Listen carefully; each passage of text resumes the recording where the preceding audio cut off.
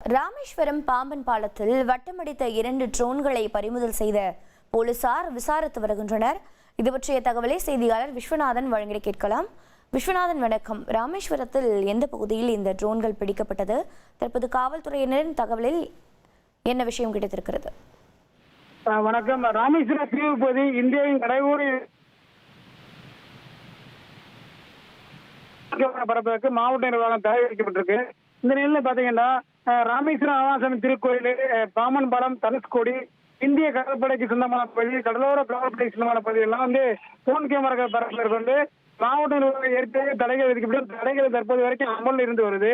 இதனால அறியாத அந்த மகாராஷ்டிர மாநிலத்தில் இருந்த இளைஞர்கள் என்ன பாத்தீங்கன்னா இன்னைக்கு பாத்தீங்கன்னா பாம்பன் பாலத்து மேல 2 ட்ரோன் கேமராக்களை பறக்க விட்டு வீடியோ எடுத்து வந்திருக்காங்க. அதை அறிந்த பாம்பன் காவல் நிலையத்திற்கு தகவல் தெரிவிக்கப்பட்டு அறிந்த போலீசார்கள் சம்பவ இடத்துக்கு விரைந்து சென்று அந்த ட்ரோன்களை பறிமுதல் செய்து விசாரணை நடத்தி வராங்க. அது மட்டும் இல்லாத ட்ரோன் கேமரா பறிக்கப்பட்ட இளைஞர்களிடம் மத்திய மாநில உளவுத்துறை போலீசாரும் தீவிரமாக விசாரணைக்கப்பட்டு வராங்க.